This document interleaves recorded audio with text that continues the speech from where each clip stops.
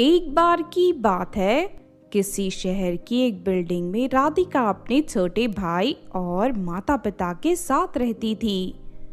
राधिका ने अभी अभी कॉलेज में दाखिला लिया था, जबकि उसका भाई स्कूल में पढ़ रहा था। फिर कुछ दिनों बाद राधिका का जन्मदिन आ जाता है। दोनों भाई बहन खरीदारी करने बाजार चले जाते हैं। दूसरी तरफ राधिका के माता पिता घर पर उसके लिए केक बनाना शुरू कर देते हैं। लेकिन अचानक गैस सिलेंडर फट जाता है और पूरे रसोई घर में आग लग जाती है। इस हादसे में उन दोनों की मौत हो जाती है। दूसरी तरफ राधिका जब अपने भाई के साथ घर लौटती है तो अपने माता पिता की लाश देख उसके होश उड़ जाते हैं। इस बात से राधिका और उसका भाई बहुत दुखी होते हैं। फिर शाम को कुछ बिल्डिंग में रहने वाले लोग राधिका के माता पिता का अंतिम संस्कार कर देते हैं। इस तरह कुछ दिन बीत जाते हैं। फिर एक दिन, ओ दीदी, हमारे माता पिता तो इस दुनिया में नहीं रहे, अब हम इस फ्लैट का किराया कैसे देंगे? फ्लैट की मालकिन कमला आंटी तो हमें घर से बाहर निकाल देगी। तुम तो जानती हो कमला आंटी कितने गुस्से वाली है। हाँ पिंटू, तो ठीक कहता है, मुझे इसी बात का डर है। इससे पहले कि कमला आंटी हमें बेइज्जत करके हमारे फ्लैट से बाहर निकालें, इससे पहले ही हमें यहाँ से फ्लैट छोड़ देना चाहिए। उसके बाद दोनों भाई बहन अपना सामान बांधकर कमला के पास पहुँच जाते हैं। कमला आंटी, ये लीजिए फ्लैट की चाबी। हमारे माता पिता के देहांत के बाद हम आपको किराया नहीं दे पाएंगे, इसलिए हम दोनों आपका फ्लैट खाली करके जा रहे हैं। अरे नहीं नहीं बच्चों, ऐसा करने की जरूरत नहीं है। चिंता मत करो, मैं तुमसे किराया नहीं लूंगी। तुम दोनों आराम से मेरे घर पर रह सकते हो। अगर किसी चीज की जरूरत हो तो मुझे बता देना। अचानक कमला का मीठा व्यवहार देख राधिका को बड़ी हैरानी होती है, लेकिन दूसरी तरफ उसे बहुत खुशी भी होती है। उसके बाद दोनों भाई बहन बिना किसी झिझक के फ्लैट में रहने लगते हैं। फिर एक रात करीब 12 बजे दरवाजे पर दस्तक होती है। राधिका जैसे ही दरवाजा खोलती है कि सामने उसे कमला दिखाई देती है। क्या बात है आंटी, आप इतनी रात को यहाँ? क्या बताऊं बेटी, आज मैं सुनार की दुकान से गहने खरीदकर घर लौट रही थी, लेकिन रास्ते में अचानक गहनों की थैली कहीं गिर गई। इस वक्त रात हो गई है, मुझे बाहर जाने में डर लग रहा है, इसीलिए मैं चाहती हूँ कि तुम दोनों मेरे साथ चलो। हाँ हाँ आंटी, क्यों नहीं। पिंटू जरा इधर आना। क्या हुआ दीदी? हमें आंटी के साथ बाहर जाना है। इनके गहनों की थैली कहीं खो गई है, उसी को ढूंढना है। और ठीक है दीदी, चलो चलते हैं। उसके बाद कमला दोनों भाई बहन को लेकर बाहर सड़क पर चली जाती है। धीरे धीरे कमला उन दोनों को लेकर पास के जंगल में पहुंच जाती है। अरे ये क्या आंटी, हम तीनों तो जंगल में पहुंच गए। और दीदी, मुझे डर लग रहा है, यहाँ चारों तरफ डरावनी आवाजें आ रही हैं। हाँ मुझे भी बहुत डर लग रहा है, चलिए यहाँ से वापस चलते हैं। तभी कमला एक बड़ा सा चाकू निकाल लेती है। कोई कहीं नहीं जा रहा, मैं जानबूझकर तुम दोनों को यहाँ लेकर आई हूँ। उसके बाद कमला दोनों भाई बहन को रस्सियों से बांधने लगती है। आंटी, आप हम दोनों को इस तरह रस्सियों से क्यों बांध रही हो? आखिर आप क्या करना चाहती हो? मैं यहाँ यक्षिनी की साधना करने आई हूँ।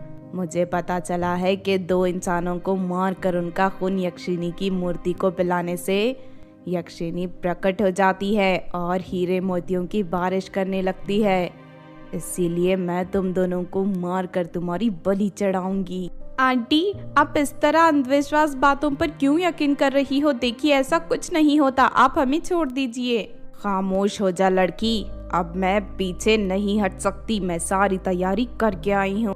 उसके बाद कमला एक मिट्टी की मूर्ति निकालकर जमीन पर रख देती है और दोनों भाई बहन को पकड़कर पेड़ से उल्टा लटका देती है। ओ दीदी, मुझे बहुत डर लग रहा है, मुझे बचाओ दीदी।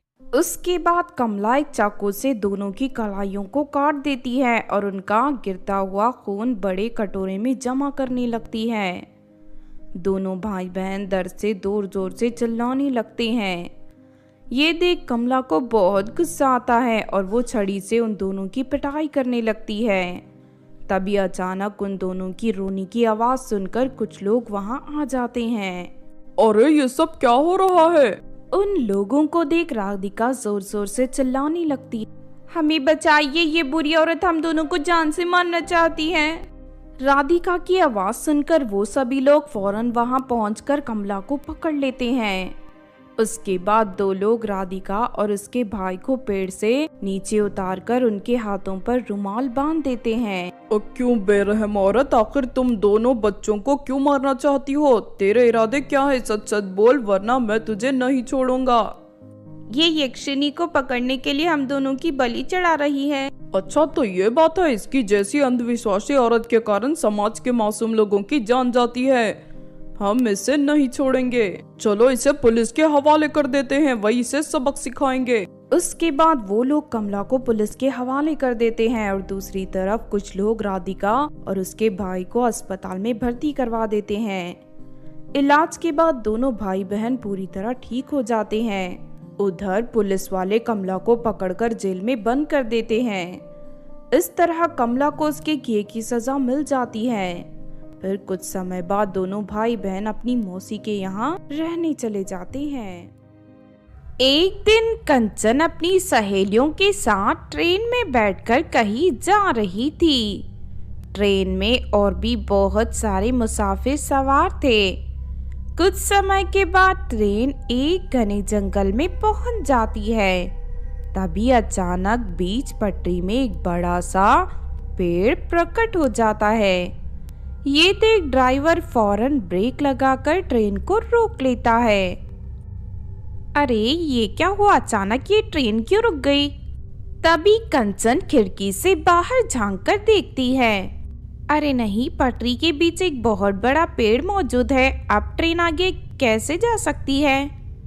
लेकिन ये कैसे हो सकता है? अचानक पटरी पर इतना बड़ा पेड़ कहाँ से आ गया? इससे पहले कि ट्रेन में बैठे मुसाफिर कुछ समझ पाते, तभी झाड़ियों के पीछे से ढेर सारी चुड़ैलें बाहर निकलकर ट्रेन के अंदर दाखिल हो जाती है। उन चुड़ैलों को देख डर के मारे सभी मुसाफिरों के हाथ पैर कांपने लगते हैं। हे भगवान, अचानक कितनी सारी चुड़ैल कहाँ से आ गई? लगता है ये चुड़ैल हम सभी को मारने आई हैं। हाँ, तूने बिल्कुल सही कहा मोटे। हम जंगल की चुड़ैलें बहुत खतरनाक है।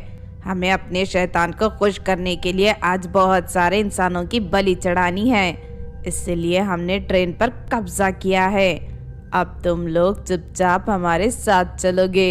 अगर किसी ने ज्यादा होशियारी दिखाई तो मैं अपने नुकीले दांतों से उसका सीना फाड़कर उसे मौत के घाट उतार दूंगी।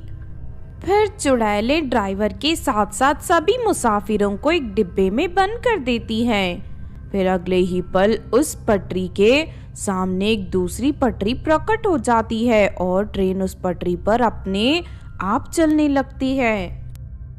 हे भगवान, इस समय तो मैं गर्भवती हूँ। अब ये चुड़ैलें मेरे साथ साथ मेरे बच्चे को भी जान से मार देंगी।